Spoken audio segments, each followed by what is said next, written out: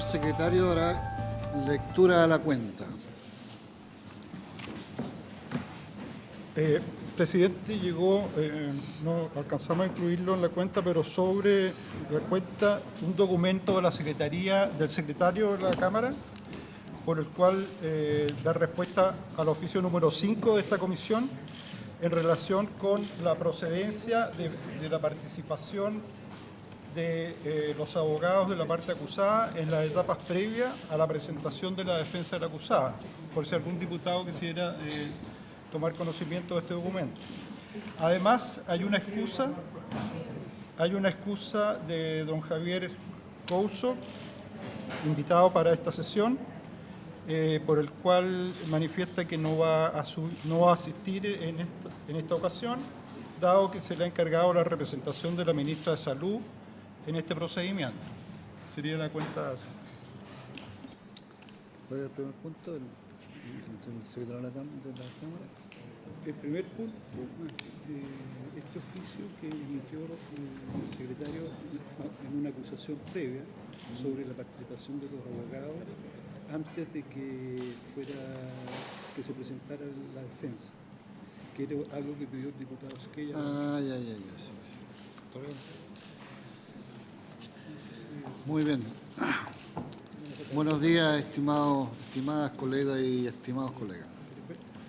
Tal como fue acordado en la instalación de nuestra comisión, vamos a tener siempre acceso a los documentos que consideramos de interés para todos quienes estamos trabajando, ya sea por obligación y definición por sorteo, como a quienes están siguiendo esto en forma permanente. Voy a saludar a don Sebastián Zárate, quien ha sido uno de los invitados para el día de hoy. Se dio la excusa del señor Couso. Y antes de que empiece esta sesión, en la parte probablemente de audiencia, vamos a tomar algunos acuerdos los miembros de la comisión, que lo voy a conocer. Diputada Carla Rubilar. Sí, muchas gracias, presidente.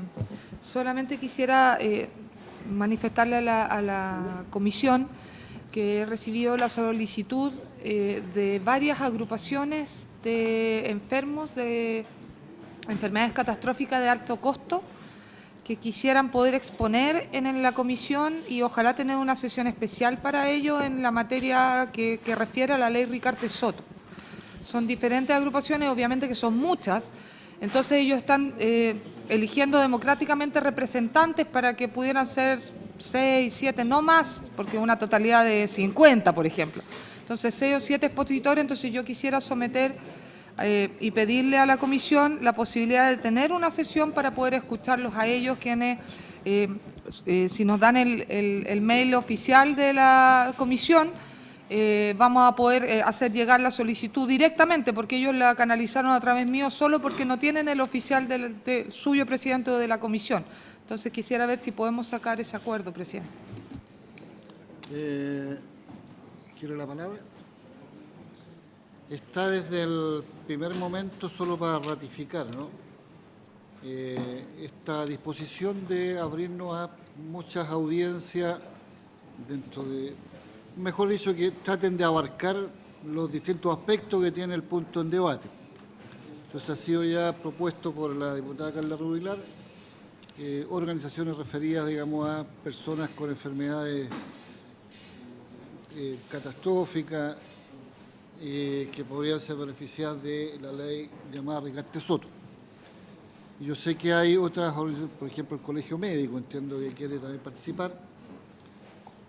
Vamos a hacer mañana, porque entiendo además que el interés de muchos de los invitados es hacerlo posterior a la comparecencia de la ministra. La haga en forma directa o indirecta, y habíamos convenido que previo íbamos a usar el tiempo con audiencias con juristas, que es el caso del día jueves y lo que está ocurriendo el día de hoy. Entonces, a los miembros de la comisión les planteo que hago el siguiente, y con el conocimiento también de los otros colegas. hacer las gestiones de mi parte para que ojalá el día jueves, a más tardar, venga la ministra. Entre otras cosas, porque nos garantiza una asistencia, toda vez que estamos simultáneos con la sala en Valparaíso. Si eso ocurriera, no obligatoriamente instalar sesiones al día siguiente, a no ser que hayan muchos invitados, y por eso sería bueno que mañana conociéramos las peticiones de invitados, porque podemos trabajar lunes, martes, miércoles de la otra semana, en beneficio de que yo sé que todo el mundo tiene compromisos distritales, etc. Si fuera el caso, vamos a trabajar más a full nomás entre lunes y jueves, que se completarían los 6 días. Pero pensando, para las planificaciones de ustedes, que es probable que si nos autoexigimos lo hagamos entre lunes, martes y miércoles. En la audiencia que quiera ser completa, va a tener que ser aquí en Santiago, porque estamos en semana distrital.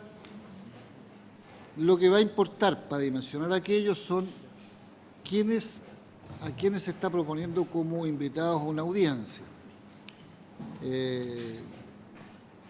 Y para eso tenemos que saberlo mañana, para ordenar y que sean audiencias que tengan, ojalá, todas las partes del caso. No digo si son 2 partes, 3 o 5, las partes que le hagan bien. Esa sería una... Dígame. De venir el día jueves, eso asume que probablemente ya va a contestar ese día porque ya tiene plazo hasta Hasta el viernes. Tiene plazo hasta el viernes, o sea, uno podría asumir, adivinar que va a contestar el jueves. No, lo que puede ocurrir es que mi sugerencia no sea acogida y use el plazo legal, o sea, que el viernes. Y ojalá el jueves Le tuviéramos... estoy preguntando a mis colegas para que mi opinión sea... Sí, pero los que están en la comisión tienen que decirme que bueno para que yo representarlos bien a ellos. ¿Ah? A ustedes lo he representado entonces. Bueno, lo acordamos así. Así. Si fuera el caso, digamos, ahora, si hay una causa mayor que dice que el viernes, bueno, será el viernes. Sí. Bueno, tomados estos acuerdos y el otro acuerdo implícito es, por favor, todos quienes estamos participando de esto, incluyendo, por cierto, los miembros titulares de esta comisión, deben hacer saber propuestas de invitados para poder ordenar las audiencias y saber de qué estamos hablando, porque si en una de esas no tenemos tantos invitados y no tenemos por qué inventarnos más pega que la que de verdad existe. ¿Sí? Claro, me parece. Si estamos todos claros, habiendo ya saludado a don Sebastián Zárate, les vamos a ofrecer la palabra y al final, después de su intervención, van a haber preguntas de los parlamentarios y entonces tiene la posibilidad de una segunda intervención. No sé si 20, 25 minutos para esta intervención es suficiente. Sí. Para que nos Sí, ordenemos. señor presidente. Yo le aviso cuando tiene los 25 minutos. Don Sebastián, tiene la palabra. Muchas gracias, señor presidente, y agradezco también a la comisión por haberme invitado a exponer algunos aspectos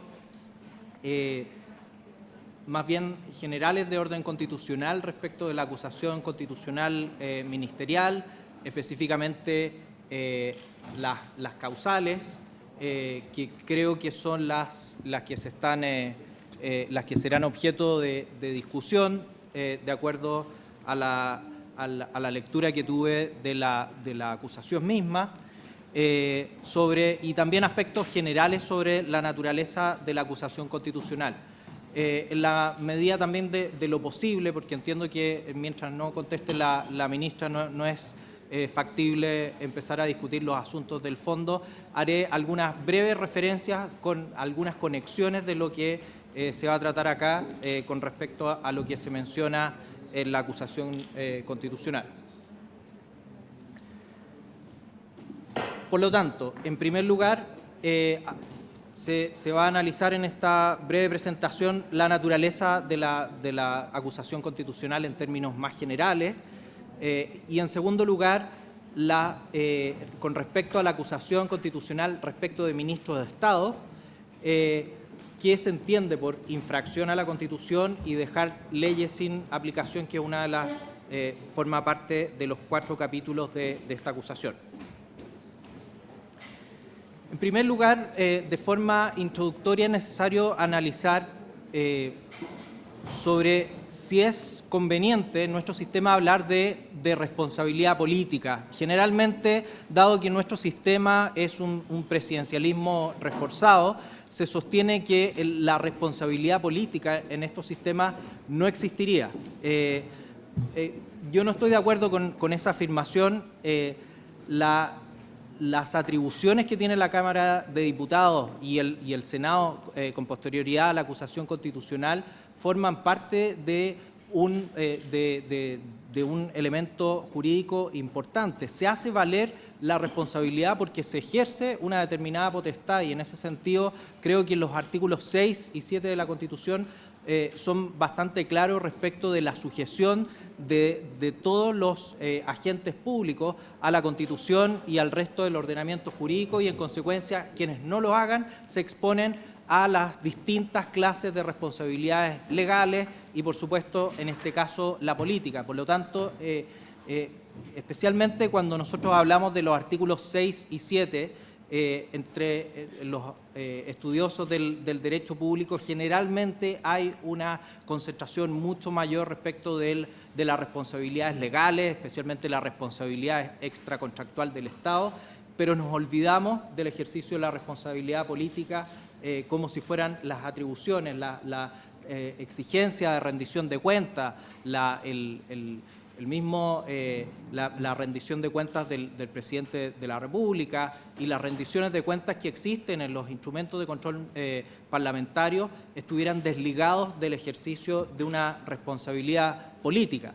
Responsabilidad política que también doctrinariamente se entiende de forma graduada, ¿ya?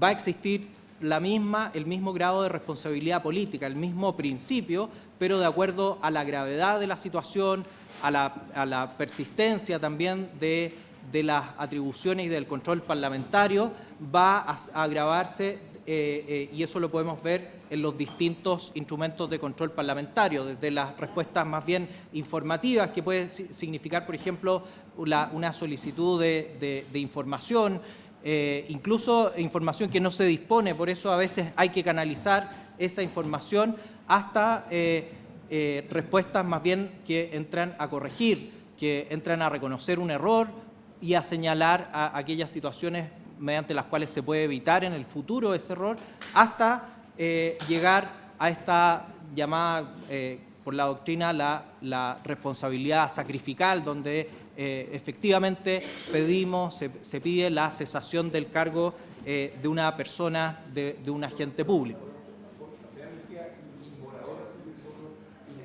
Sí, se utiliza sacrificial, se utilizan esos términos por la doctrina. Yo sé que los términos probablemente pueden tener alguna... tiene una naturaleza más bien respecto de que se trata del ejercicio de la responsabilidad más grave que existe en el sistema. Pero la rendición de cuentas, lo que en los sistemas anglosajones denominan el accountability, es la regla general, la obligación de dar cuenta respecto de una atribución que se tiene, es la regla general en nuestro sistema, y eso lo vemos en nuestra ley de transparencia, donde existe una rendición de cuentas permanente, y lo vemos, por supuesto, en los instrumentos de control parlamentario. Vemos que, por ejemplo, con respecto a los instrumentos del artículo 52, nos vamos a encontrar con algunos como los acuerdos u observaciones que pueden tener como finalidad esclarecer una determinada política determinada, muy específica. Las preguntas, como ustedes ven en las mismas preguntas a las que se hacen referencia al oficio del 30 de septiembre que envía la Cámara, son preguntas más bien puntuales respecto de una política también puntual, donde se exige una explicación. información, entonces, solicitud de rendición de cuenta. La interpelación, el citar a un ministro a exponer, requiere un juicio probablemente mucho más agravado y en ese sentido se pide no solo la información, sino que se pide una explicación pública con el objeto de enfrentar a ese ministro a entregar una versión sobre los hechos y las formas en las cuales se va a corregir, y también enfrentar a la minoría parlamentaria que solicita el ejercicio de esta citación. Y por último, la acusación constitucional que busca cuando, de acuerdo a la gravedad del hecho y de acuerdo, también es importante, de la progresión de los instrumentos que ya se han ejercido, que cuando la Cámara de Diputados solicita ya que hay mérito para acusar a un ministro en este caso y despojarlo de su cargo. Quería referirme brevemente a algunos problemas que se dan a propósito y que creo que pueden ser relevantes en la acusación constitucional planteada. En primer lugar, sobre si se trata de actos propios o de terceros. Es una pregunta que no solo se ha visto en esta acusación constitucional, sino que también la he podido apreciar en el debate jurídico que ha existido en las discusiones anteriores, si se trata de actos propios o los actos del Ministerio son actos propios. En general se entiende que puede haber o se permite la existencia de una responsabilidad por terceros, de que no sea directamente las acciones del ministro las que se van a enjuiciar, pero en la medida, obviamente, que dependa del ejercicio de sus atribuciones, ¿ya? Se entiende, por ejemplo, que hay ciertos hechos puntuales que el ministro no sabía, no pudo conocer a tiempo probablemente y que tampoco pudo precaver su producción, y en ese caso esas son las únicas causales en las que, por ejemplo, un funcionario de menor rango dentro del ministerio comete algún error ministerial donde se hace valer la responsabilidad del ministro. En esos casos bastante más puntuales se entiende que el ministro tiene que dar explicaciones respecto de cuál es la política ministerial, de expresar su desaprobación quizás frente a ese hecho, pero no se hace responsable en el sentido de poder dejar el cargo por esa situación. Distinto va a ser la generalidad de los casos donde sí dependen estos actos del ejercicio de las atribuciones de un ministro, cuando el ordenamiento jurídico le entrega tales atribuciones y cuando se comprueba, la Cámara de Diputados comprueba que existe un incumplimiento a los deberes o que se dan las causales de infracción constitucional contenidas en el artículo 52. En segundo lugar, ¿de qué tipo de infracción estamos hablando? Podemos tener el mismo análisis respecto de una infracción de carácter jurídico y esto, o más bien hablamos de una responsabilidad más bien donde se ejerce un control de oportunidad. La respuesta que da la doctrina sobre este tema es que se refiere a esto último.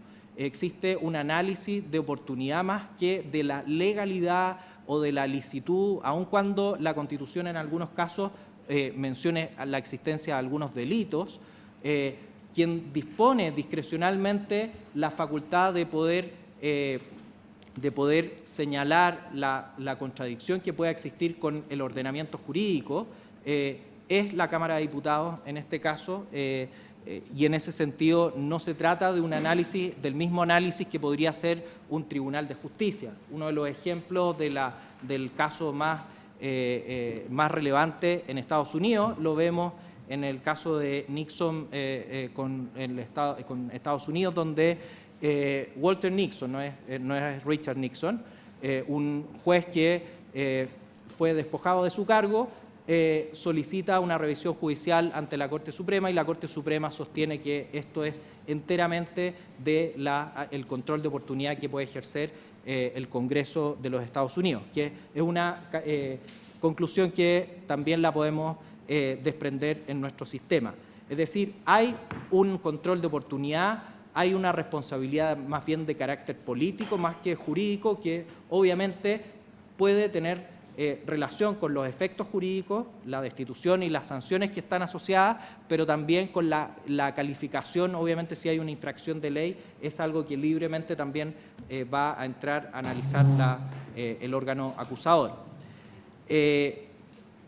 La tercera cuestión, que creo que probablemente es una de las más relevantes de este caso y de los casos de los ministros, de los exministros de Educación, donde se han planteado la misma duda jurídica, se refiere a si existe el mismo estándar respecto de la infracción constitucional, especialmente del presidente de la República o de los ministros. Y claramente el texto constitucional en un caso habla de haber infringido abiertamente y en el otro solamente hace referencia de la infracción constitucional.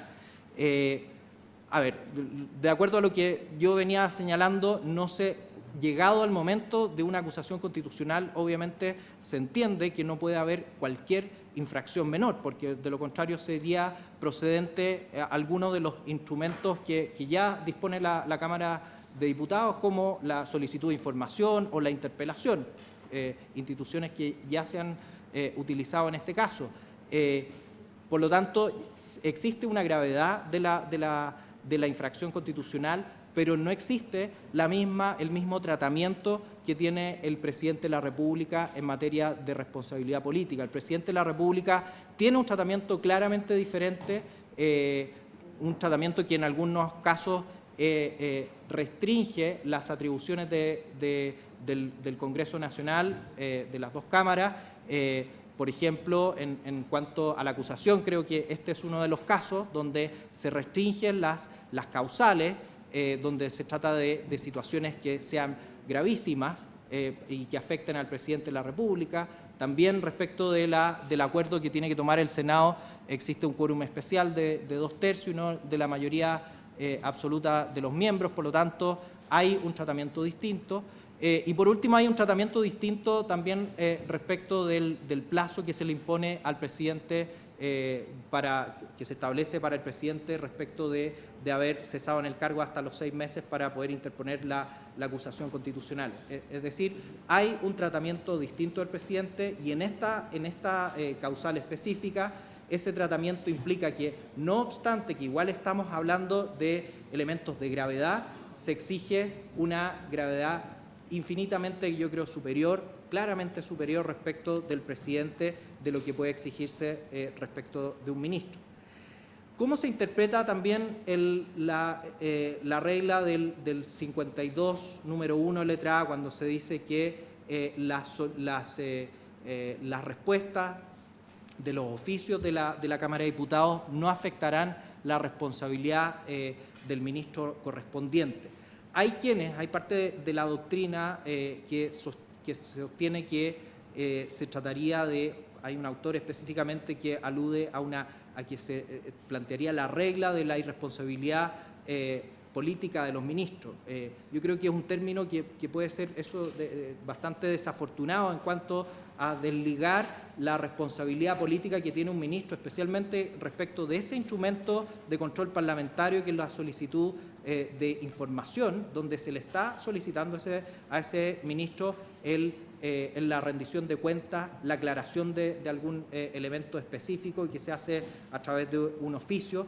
Por lo tanto, la forma en que debe interpretarse es que por sí mismo la respuesta que dé ese ministro no va a afectar su responsabilidad política, y eso obviamente es un elemento de corrección a las prácticas parlamentarias que hubo antes de la Constitución del 25 y que también no solo se dieron en Chile, sino que también se dieron en Europa, en los sistemas parlamentarios, donde hubo que hacer una serie de correcciones a los controles parlamentarios, establecer formas de temperar un poco los controles parlamentarios, las discusiones, etcétera, porque en Europa estaba ocurriendo en ese momento lo mismo que ocurría acá en Chile. En Chile la respuesta fue fortalecer el rol del presidente en desmedro del rol del Congreso, y en Europa la respuesta en ese caso fue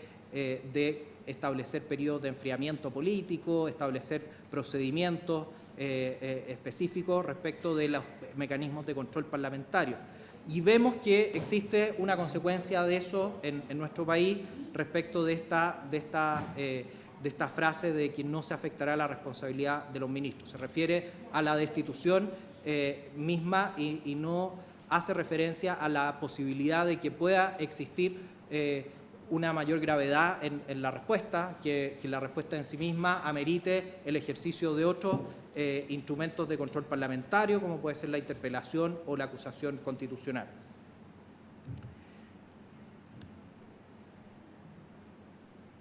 ¿Qué se puede entender por dejar las leyes sin aplicación? Bueno, ahí también nos encontramos con un elemento discrecional de la Cámara de Diputados, que por lo tanto puede ser de la forma más amplia como la Cámara estime conveniente. Pero en términos jurídicos yo diría que hay una ley sin permitir su ejecución cuando hay un rechazo en su ejecución, cuando hay un cumplimiento imperfecto o cuando se desvía aquello que el legislador quiso en algún momento en la ley. Acá yo creo que hay infracción a la Constitución también, además de dejar las leyes sin aplicación, porque existe una situación donde el Congreso aprueba una ley que debe ser implementada por el Ejecutivo y el Ejecutivo la implementa de una forma distinta, no deseada por el legislador, y en ese sentido hay una infracción a la Constitución porque hay una infracción al sistema de división de poderes. Y en ese sentido la infracción a la Constitución yo la veo en un doble aspecto, no solo en cuanto a dejar la ley sin aplicación, sino que también a las atribuciones que tiene el Poder Legislativo en cuanto a la aprobación de las leyes y al cumplimiento de esa aprobación. El que quien implemente la ley lo haga reflejando la intención que tuvo el legislador en ese momento, solucionando los problemas que el legislador tuvo en mente al momento de resolverla mediante la dictación de esa ley, y en los plazos y en la forma que el mismo legislador determinó. No se requiere, sobre esto es importante señalar, no es necesario la existencia de un daño. La Constitución no exige un daño respecto de dejar las leyes sin aplicación. El solo hecho de hacerlo de una manera distinta a la intención del Poder Legislativo ya es una forma de infringir la Constitución. Obviamente que si hay un daño patrimonial, si hay un daño más que patrimonial, ahí se señala un daño a la dignidad de las personas, en derechos que no pueda traducirse necesariamente de forma inmediata en un daño patrimonial o en una infracción penal, etcétera. Eso va a agravar la responsabilidad a la que se va a ver expuesto ese ministro, pero no se requiere estrictamente de ese daño. Y cuando hay infracción de la Constitución, lo último que quería referirme es cuando se vulneran derechos fundamentales.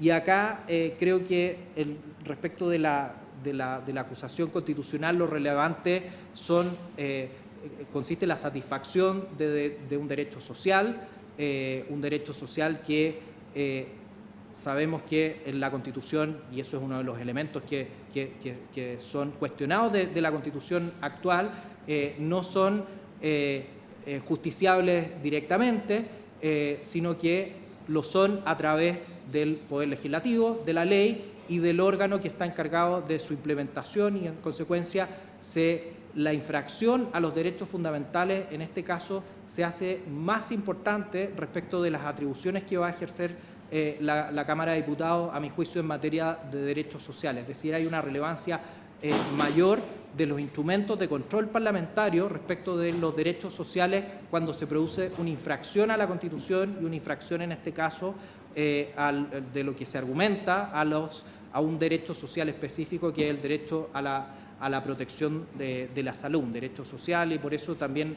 hay elementos incluso hasta, entiendo, programático respecto del mismo juego de mayoría y minoría política dentro de esta Cámara, donde se pueda plantear la existencia de los compromisos de protección en materia de este derecho social en específico, que son algunos aspectos que están desarrollados en la acusación, y aquello que se cuestiona como su incumplimiento. Y en ese sentido creo que es muy importante también analizar esa causal de infracción desde esta perspectiva.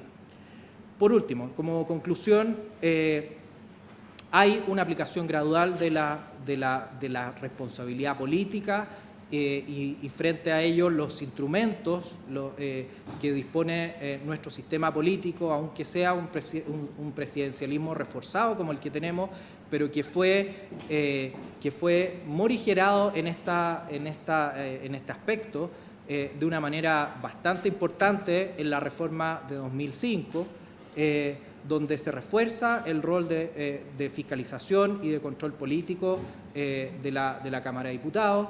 En este aspecto, por ejemplo, una forma de reforzar este control político se refiere al plazo, al establecimiento de este plazo de 30 días en el caso de los oficios, que también se cita en la acusación constitucional.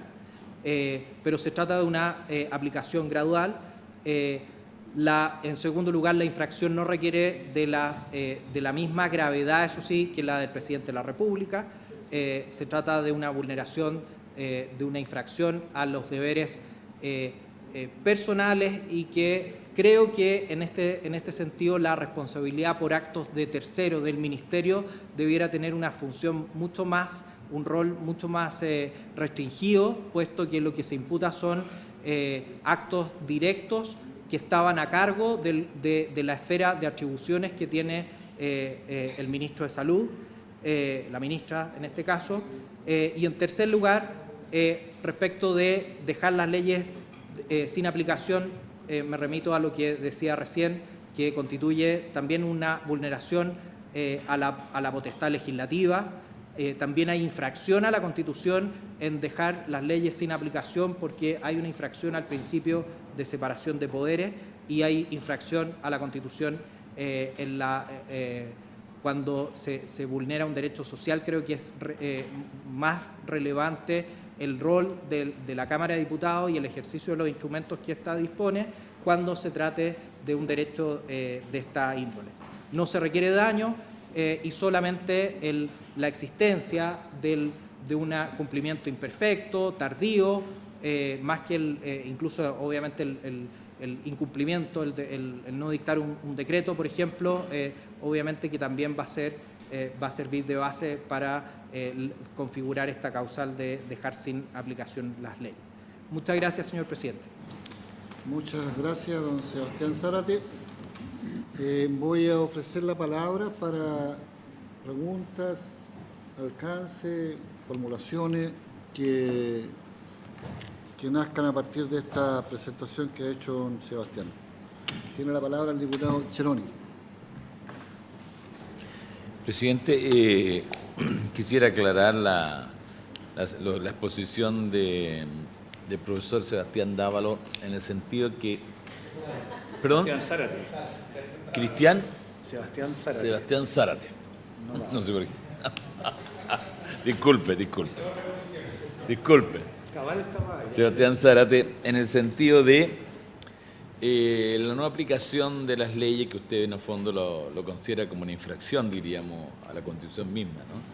Pero, ¿qué ocurre cuando la no aplicación de las leyes en forma adecuada es producto de la carencia de recursos económicos de parte del Estado?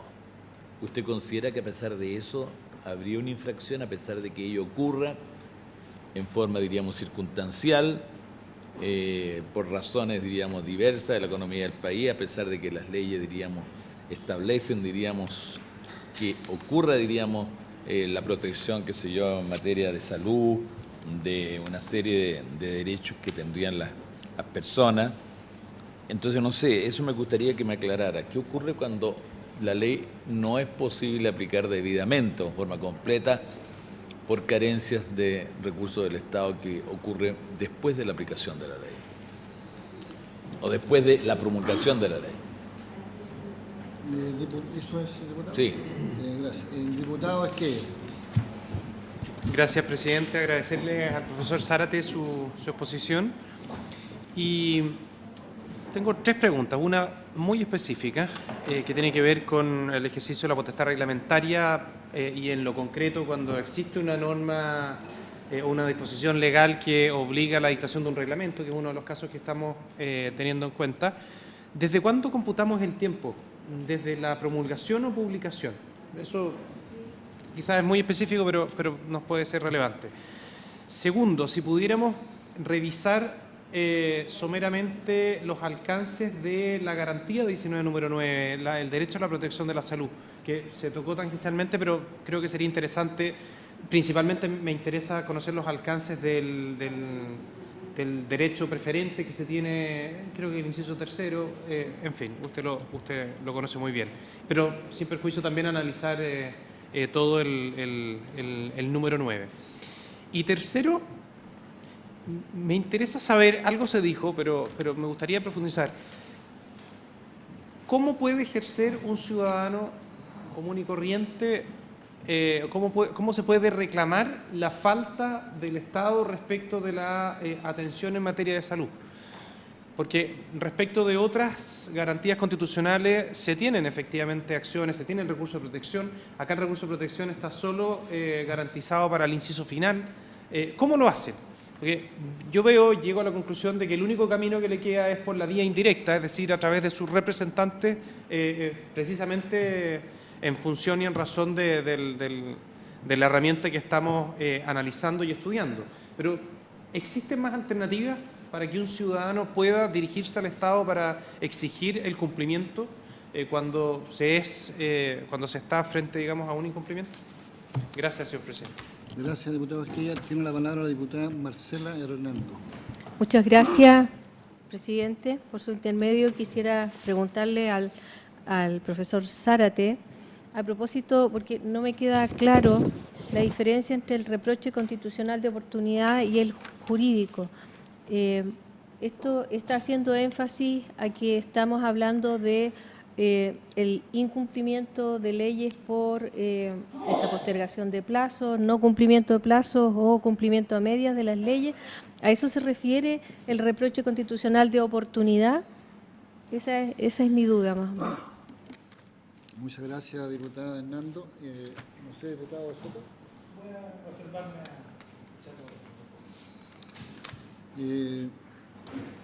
profesor Zárate, yo quisiera, recogiendo alguna formulación que hay implícita en el intercambio hasta aquí, que fuéramos más precisos, más allá de el deber ser, acerca del alcance explícito que tiene la norma respecto a la falta, que significaría la no respuesta de un ministro de Estado a una petición de la Cámara de Diputados vía proyecto de acuerdo o la vía que fuera. Dicho sea paso, secretario, me gustaría que, para beneficio de nuestro trabajo, supiéramos si las preguntas de ese proyecto de acuerdo, que no fueron respondidas tal como dice la acusación en el tiempo 30 días, si es que ha tenido respuestas posteriores o no. Solo para ilustrarnos al respecto. Y la segunda cosa, profesor, ¿cómo? Pues aquí hay una subjetividad involuntaria de cualquiera fuera del sector que mirara entre la objetividad de una acusación y el legítimo juicio crítico respecto a una política, que uno tiene que va muy lenta, que, bueno, pues eso es un debate distinto a la objetividad del otro. Diputado Soto, tiene la palabra.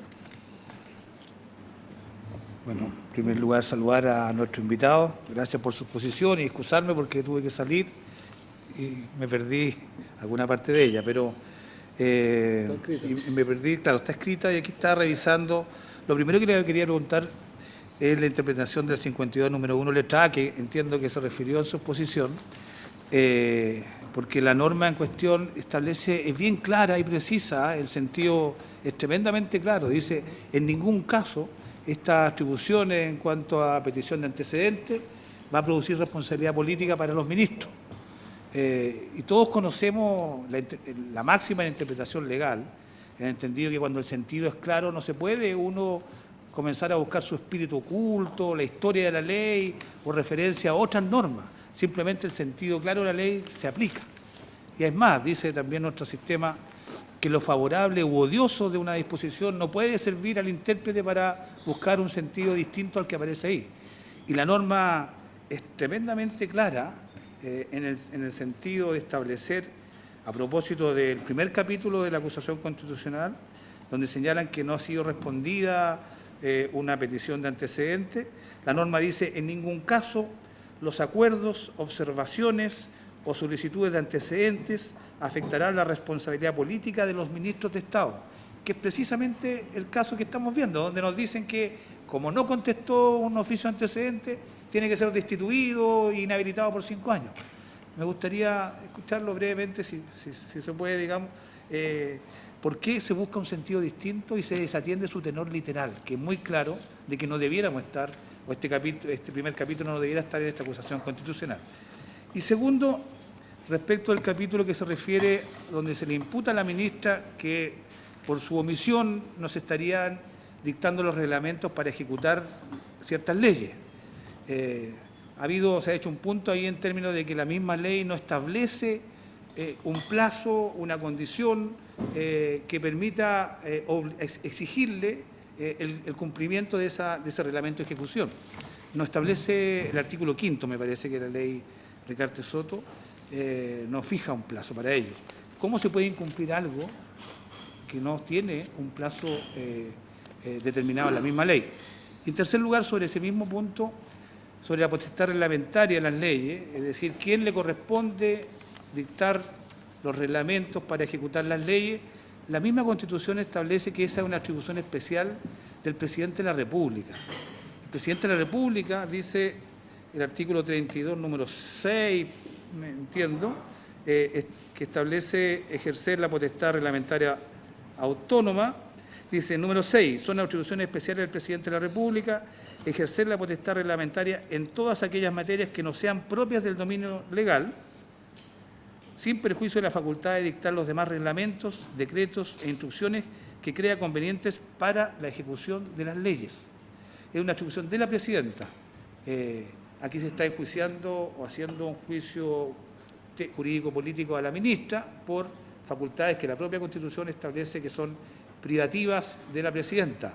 Puede ser, en su concepto, responsable la ministra por algo que no está dentro de la órbita de sus competencias o atribuciones, por lo menos según dice la Constitución en estas normas. Eso es. Muchas gracias, diputado Soto. Don Sebastián, tiene la palabra. Muchas gracias, señor presidente. Voy a responder en el mismo orden que se hicieron las preguntas.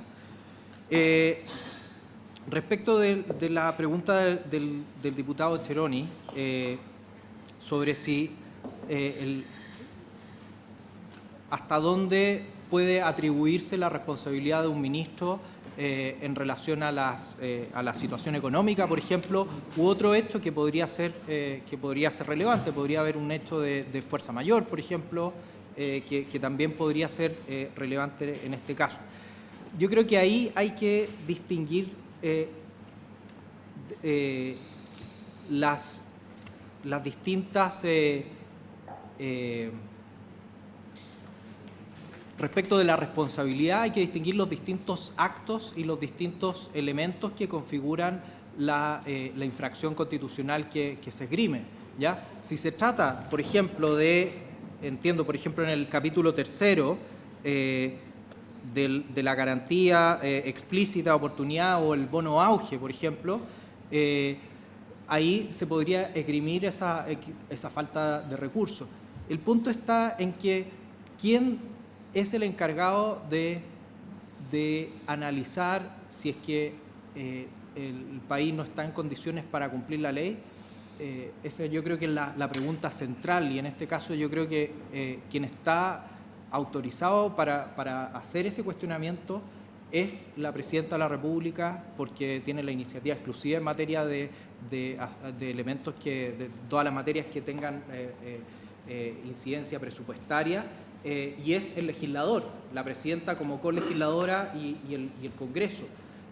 Por lo tanto, si hay alguna forma en virtud de la cual se puede alterar el gasto que está autorizado, o una acción determinada del desarrollo de un derecho social, en este caso, creo que debería ser el mismo órgano legislativo el que se encargue de establecer esa situación o ese cambio de circunstancias que pueda existir, aun cuando se trate de un elemento. Obviamente, si hay un terremoto, por ejemplo, y no se ha dictado una ley, mal podría pedírsele a un ministro cumplir si es que no ha tenido el tiempo suficiente como para hacer esa adecuación legislativa. Pero de lo contrario, creo que tenemos que volver al principio general de que el ministro y el presidente de la República, como obviamente su colaborador directo, están a cargo de la implementación de una ley, de una decisión que está ordenada por el Poder Legislativo, ¿ya? Eso es lo que yo diría respecto de la primera pregunta. Respecto de lo segundo, de la segunda pregunta que hacía el diputado Asquella, creo que desde qué punto, desde cuándo puede contabilizarse el plazo. Yo entiendo en este aspecto que debiera ser desde el momento de la publicación, por cuanto, y en eso obviamente la publicación muchas veces se puede retrasar y el decreto promulgatorio también se puede retrasar muchas veces en Contraloría, pero debiera entenderse desde ese plazo. Segundo lugar, con respecto a la garantía del derecho a la protección de la salud, yo creo que acá, y en eso hay que distinguir, yo voy a responder la segunda y la tercera respuesta, la tercera pregunta de cómo pueden garantizarse los derechos sociales. Yo creo que es muy importante tener en cuenta el diseño que ha tenido esta Constitución respecto de los derechos sociales y de los derechos de libertad, porque y hago la referencia porque es uno de los aspectos donde la Constitución produce algunas discrepancias de un sector y de otro. Y desde el punto de vista jurídico esas discrepancias se traducen entonces en, por ejemplo, la propuesta que entiendo que estaría incluida dentro del proyecto de la Presidenta respecto de establecer los derechos sociales como directamente justiciables. Yo me imagino que será a través de una acción judicial frente a tribunales. No sabemos, pero la crítica es por qué los derechos sociales no son directamente justiciables. Yo creo que, en mi opinión, no lo son porque es difícil que sea el juez el que fuera a determinar elementos que dependen de políticas públicas, de diseño de políticas públicas, del manejo presupuestario.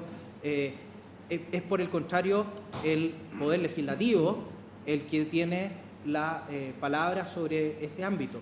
No estamos hablando, a diferencia de un derecho como establecer una censura previa o limitar la libertad de movilización, donde es al revés. El Poder Ejecutivo va a tener el deber de generar las condiciones de seguridad pública, por ejemplo, para que todos podamos circular libremente, o de que no exista una censura previa.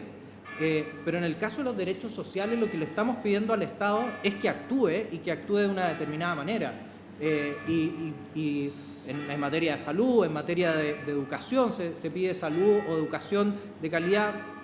¿Qué es la educación de calidad o la salud de calidad? Bueno, eso es algo que compete al Poder Legislativo, ¿ya? Por lo tanto, la garantía de los derechos sociales yo la veo, de acuerdo a la Constitución, ¿no? Obviamente está materializada a través de las políticas públicas que se generen a partir de lo que se discute acá en el Congreso y de lo que implementa el presidente de la República y el ministro correspondiente, y de la función de coordinación que tiene el ministerio, que tiene la superintendencia respecto de todas las acciones en materia de salud, ¿ya? Y en ese sentido estimo que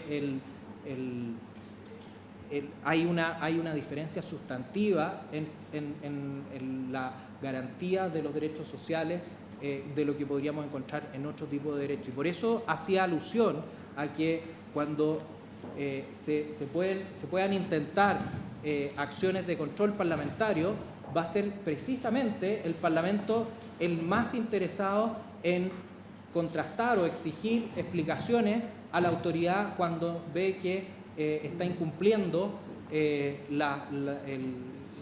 mandato legal en materia de la satisfacción de un derecho social, en este caso el derecho a la protección de la salud, de una manera satisfactoria, ¿ya? Sí hay que hacer una corrección de orden jurídica, que implique una modificación de la ley, se podrá hacer acá también. Este es el lugar para hacerlo, pero si hay un control respecto de cómo se está ejerciendo o cómo se está satisfaciendo, tiene que ser también esta la sede para efectuar la crítica. En Chile, por ejemplo, no tenemos un ombudsman, no tenemos la figura del ombudsman que en otros países probablemente podría también ayudar a contribuir a satisfacer esta necesidad. Precisamente en el Reino Unido la figura del ombudsman tiene un filtro que es el filtro parlamentario, y precisamente porque uno tiene el deber, mejor dicho, de acudir a su parlamentario local a pedir la satisfacción, en este caso un reclamo de un derecho que no está siendo satisfecho, como por ejemplo el tema de las garantías explícitas, y el parlamentario es quien va a tratar de interceder ante el defensor del pueblo, etc. En Chile no tenemos esa figura y por lo tanto creo que en ese sentido es donde podemos encontrar el valor que tiene el control parlamentario y todos los instrumentos de control parlamentario que están disponibles en la Constitución. Respecto del reproche de oportunidad, de la pregunta que hacía la diputada Hernando, quisiera solamente aclarar que por control de oportunidad me refiero a aquel control que no es estrictamente jurídico, ¿ya? La responsabilidad política, más que establecer un análisis jurídico de una norma, que probablemente sería la competencia de un tribunal de justicia, de ver cómo se configura una norma, cómo esta norma se ve infringida. Por ejemplo, cuando en las otras causales, cuando la Constitución alude a ciertos delitos, yo creo que ahí queda más claro cómo se deben configurar determinados delitos. Se deben configurar como lo haría un tribunal de justicia, de acuerdo a los mismos parámetros, o existe una forma de interpretación más bien que dice relación con la oportunidad política, con el criterio político que se asigna. Y por eso se habla de control de oportunidad versus control jurídico, ¿ya? Más que al elemento temporal de la oportunidad. Eso es lo que quería aclarar. Respecto de la pregunta del presidente, el alcance explícito de la falta de respuesta a un ministro.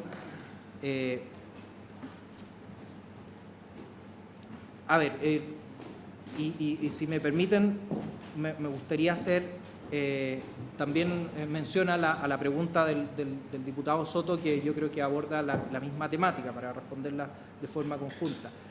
Acá se alude a un instrumento específico que es la obtención de información, las preguntas escritas, ya que encontramos en los distintos ámbitos de control parlamentario. La regulación constitucional en Chile de las preguntas por escrito están contenidas entonces en la letra A del artículo 52 que mencionaba recién, donde se establece un plazo. Yo decía que en el caso del último inciso se le agrega el mismo plazo de los 30 días que antes no existía con la dentro de este robustecimiento de las atribuciones de control de la Cámara de Diputados y del Congreso en general que generó la reforma del 2005. Por lo tanto, tenemos ese estándar por lo menos de los 30 días. Eso nos podría dar lugar respecto de algunos de los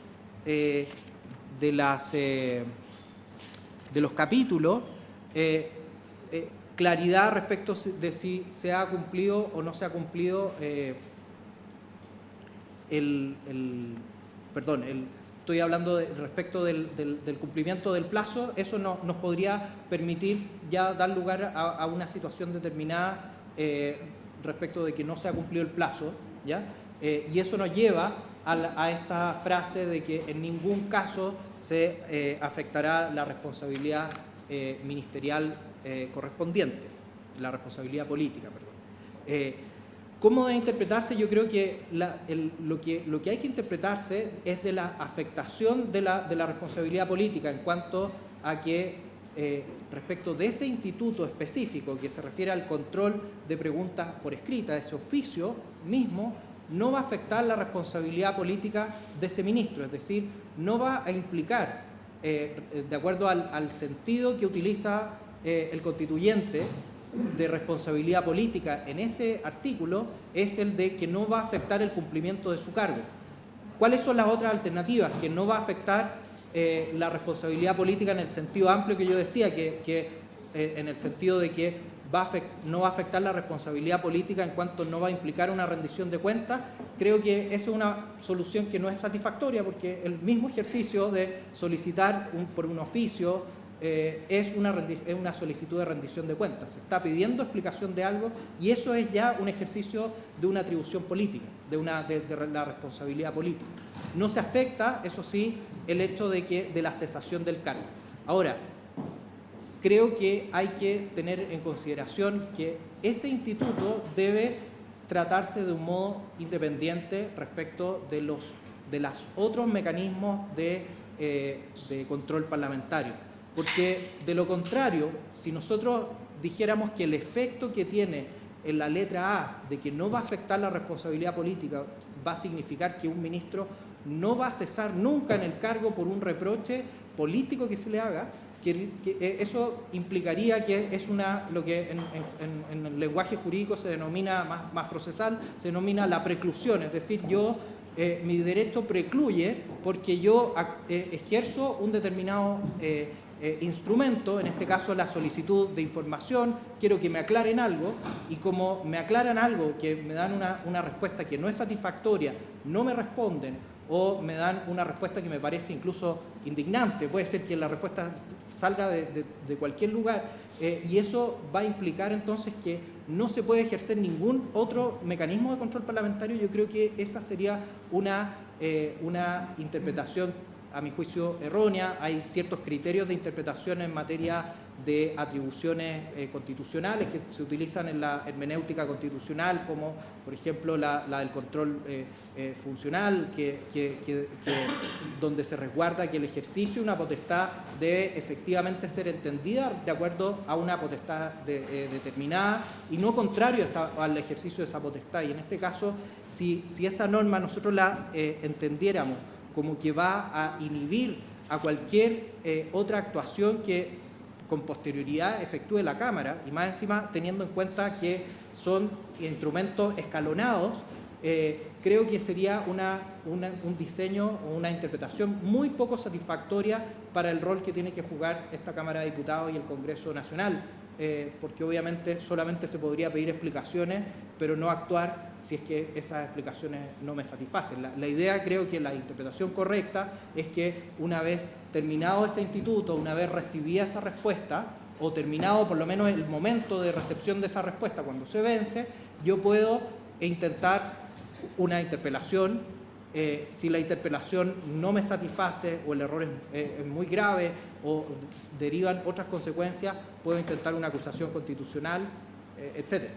Ahí vemos el mismo estándar de control político de manera gradual. Respecto de la pregunta que hacía vuelvo a las preguntas del presidente. respecto de la falta del alcance explícito de la no respuesta. Por favor, si me puede recordar un poco la pregunta, se refería a si cómo puede interpretarse la ausencia de respuesta frente al ejercicio del control parlamentario. La segunda parte de la pregunta era la diferencia, una cosa objetiva y otra subjetiva, Sí. entre un cuestionamiento a una política, Perfecto, la cual se tiene legítimo derecho, perfecto, con la falta de la norma. A ver, yo creo que ahí se mezclan, muchas gracias, señor presidente, se mezclan, yo creo que ahí algunas de las situaciones que podemos ver en algunos de los capítulos. Hay algunos capítulos que me parece que son más de apreciación política, por eso digo del control de oportunidad, y hay otros que son más objetivos. El hecho de que se haya vencido, por ejemplo, el plazo para la dictación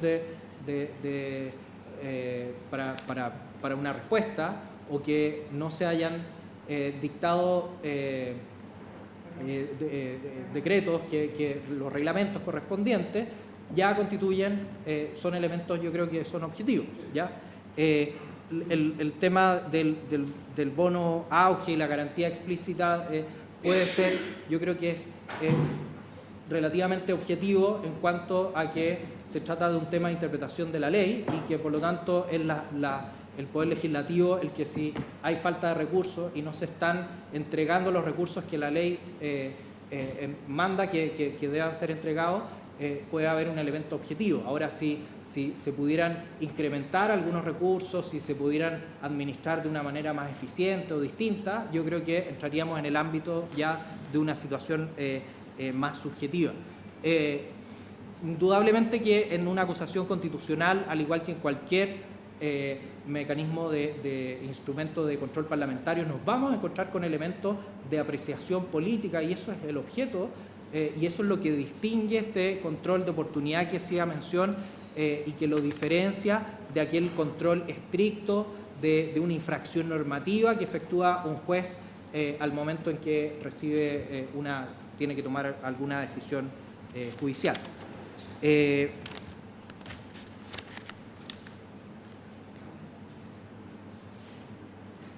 Y por último, quisiera responder la pregunta del diputado Soto respecto de si esto se refiere a una potestad, una atribución que tiene conferida la presidenta o el ministro respectivo.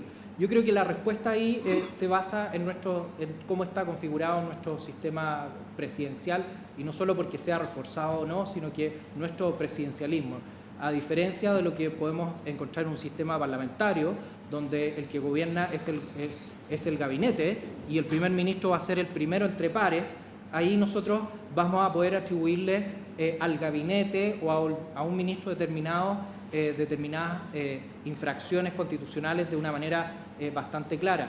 En este caso, en los sistemas presidenciales, es el presidente el órgano ejecutivo, pero se asiste con sus ministros, ¿ya?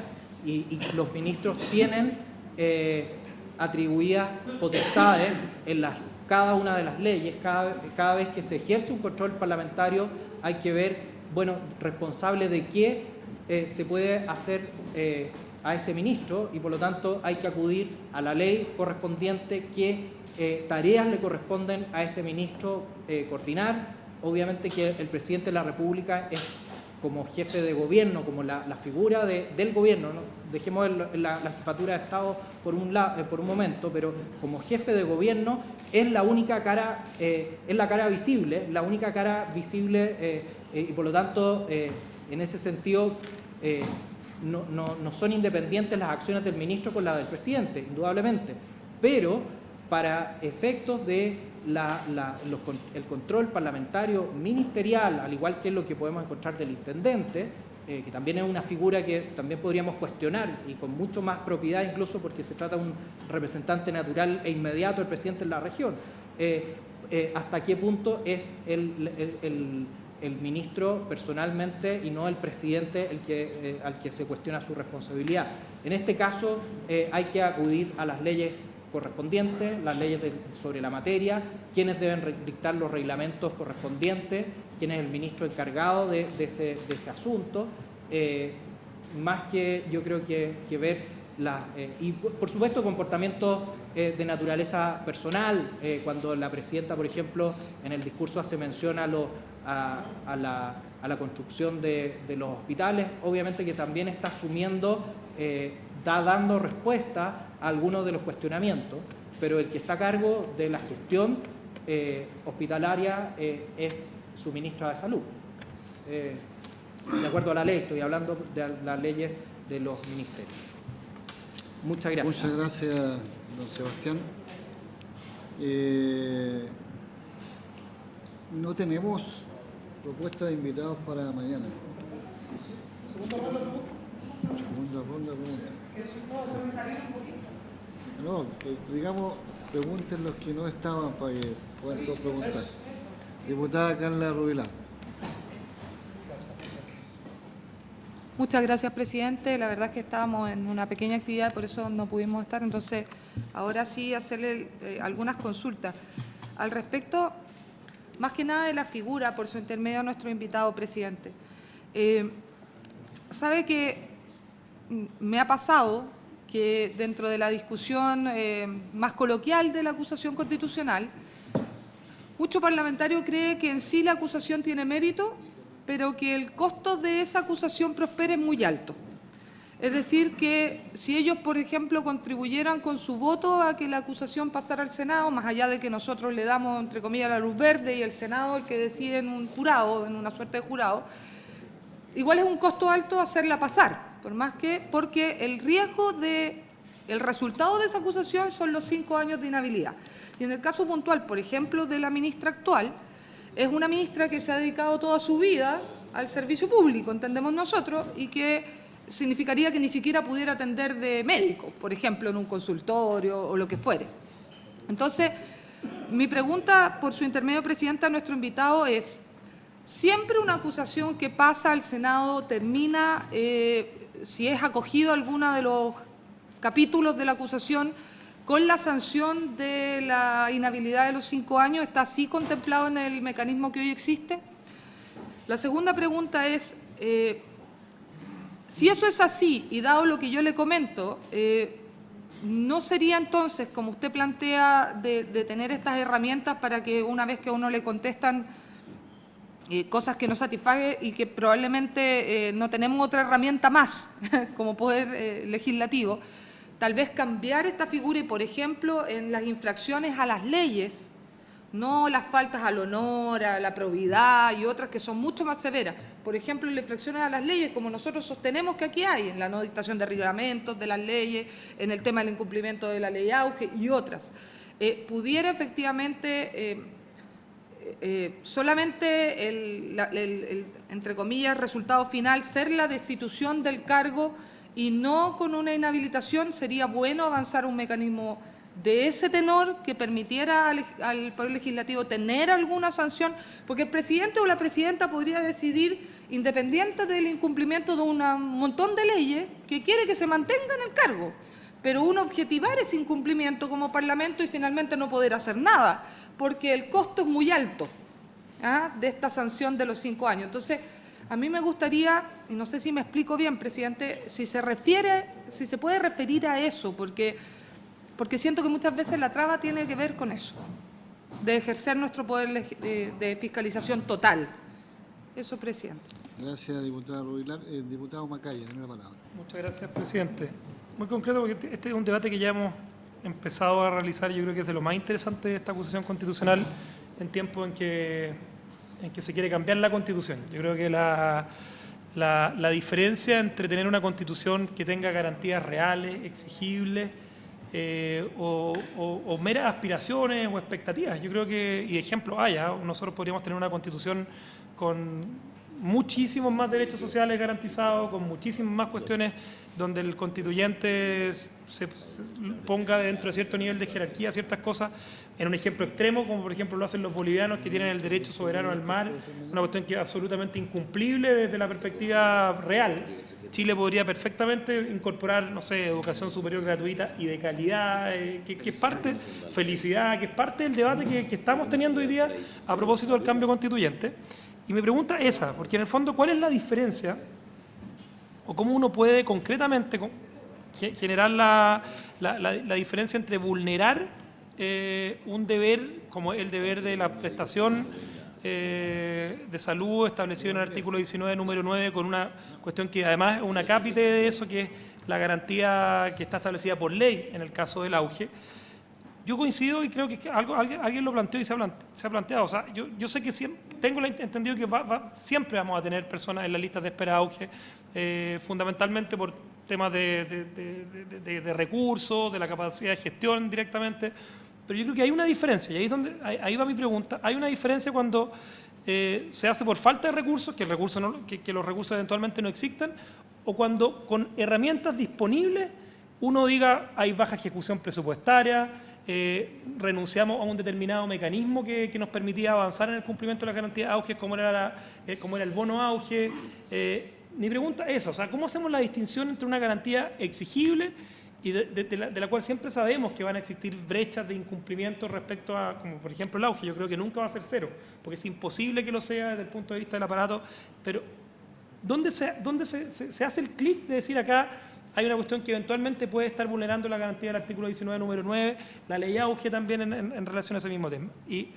Y preguntando sobre todo en relación al auge, que para mi juicio es el tema más concreto de lo que viene contenido en la acusación constitucional, desde el punto de vista del impacto que generan las personas, siendo el auge una garantía legal, si se vulnera, si se administra mal, generando perjuicios, ¿se incumple o no el deber del Estado en relación tanto al auge como al artículo 19, número 9 de la Constitución? Don Sebastián, tiene la palabra. Muchas gracias, señor presidente. Voy a responder en primer lugar la pregunta de la diputada Rubilar respecto de la dificultad que tendría, la dificultad de orden práctico que muchas veces tienen las acusaciones constitucionales. Yo creo que es cierto que la dificultad existe, pero la forma en que ha sido construida, si es que procede, por lo menos desde el punto de vista de la configuración de la causal y obviamente del acuerdo de la Cámara, si procede la acusación y después se produce la destitución, yo creo que el tema de las sanciones asociadas es algo que se podría analizar, pero a mi juicio tiene un valor que es el establecer una suerte de elemento que tempere la utilización de este mecanismo, ¿ya?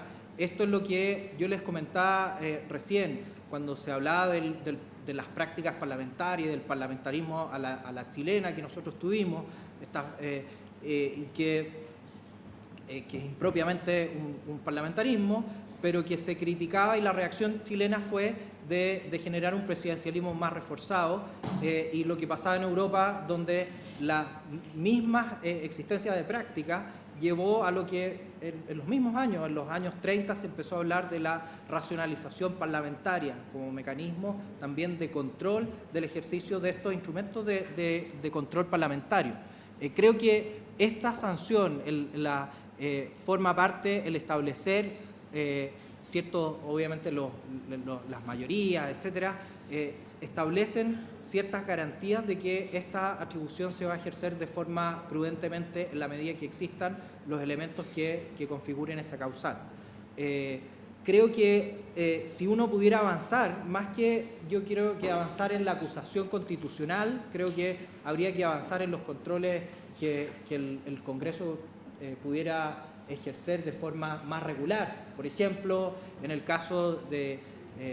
yo he estudiado bastante los sistemas parlamentarios y en el caso por ejemplo, el Parlamento británico, tienen todas las semanas que los ministros ir y concurrir a la sala, y además hay comisiones, que eso yo una vez escribí un artículo en la revista El Hemiciclo, proponiendo para Chile esta misma situación de que no solo hay comisiones legislativas, sino que hay comisiones de control y que son un espejo de lo que existe en los ministerios, de manera que se pueda invitar al ministro, a las personas que trabajan en el ministerio, cuantas veces sea necesario de una fiscalización mucho menos episódica como la que tenemos en nuestro sistema, más regular y que pueda impedir que pasen situaciones de que alguien llegue a ser acusado constitucionalmente, porque creo que ese control sería más rutinario. Yo creo que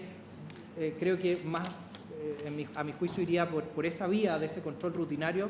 En el futuro está la configuración, pero creo que si ahora existe la causal y la causal se votara, yo creo que forma parte también de la gravedad que puede tener la configuración de esta causal, que yo insisto que la configuración en este caso, en la situación de no responder a un oficio, yo lo veo también como una infracción a las atribuciones que ejerce la Cámara, ¿ya? Y en ese sentido creo que los precedentes que generan acusaciones anteriores, yo creo que han sido respetados. Cada vez que se va a plantear una nueva acusación, se revisan las acusaciones anteriores, se revisan las decisiones, se utilizan criterios, y es curioso porque acusaciones de una coalición a la otra utilizan los precedentes anteriores, y por eso creo que es importante analizar esa causal, la no respuesta, la ausencia de respuesta, también desde el punto de vista de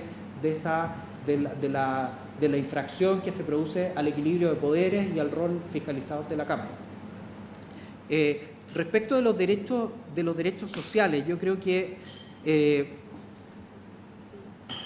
quiero insistir en lo que decía anteriormente. Nuestro sistema constitucional está fundado, y creo no conocer otra forma mejor porque no conozco un ejemplo en otros países de judicialización o justiciabilidad de los derechos sociales que sea exitoso. Por lo tanto, la única forma que tenemos es a través de las políticas públicas, de la implementación y del control que se pueda generar respecto de esa implementación. Por lo tanto, la forma de vulnerar el derecho va a tener que ser, dado que no siempre, salvo que exista una discriminación, por ejemplo, arbitraria de una persona que cumpliendo los mismos requisitos es rechazado y podría eventualmente recurrir ante la Corte y con escasa quizás suerte, pero fuera de las situaciones, nuestro sistema está basado en que la satisfacción de derechos sociales está fundado en la ley y en cómo se aplica esa ley, ¿ya? Y por eso creo que si hay problemas en la aplicación de la ley, por ejemplo por falta de recursos, o incluso puede ocurrir porque hay un cambio de administración, por ejemplo, que no está de acuerdo con ciertos instrumentos que la ley exige para, que entiendo que también podría ser un poco el caso de la lectura del escrito de la acusación, que podría ser eventualmente el caso del bono auge, que fue dictado por otra coalición y probablemente no todos les satisface esta como medida, como política pública. La respuesta es que si no se cumple eso, se produce la infracción. Si se quiere corregir, la forma de hacerlo es a través del Poder Legislativo, la dictación de la modificación de la ley, el alterar, por ejemplo, ese mecanismo de política pública, etc. De lo contrario, es la única forma que el ciudadano tiene, en este caso son sus representantes, en la superintendencia, son las vías que el ciudadano tiene para poder satisfacer cualquier reclamo que tenga frente a una vulneración de un derecho social. Muchas gracias, don Sebastián, por la exposición. Muchas gracias. A la comisión, lo siguiente. Eventualmente el día miércoles podríamos tener invitados a juristas. La sesión les vamos a convocarla a las 10 de la mañana. El día jueves está la disposición ya de invitar a la ministra.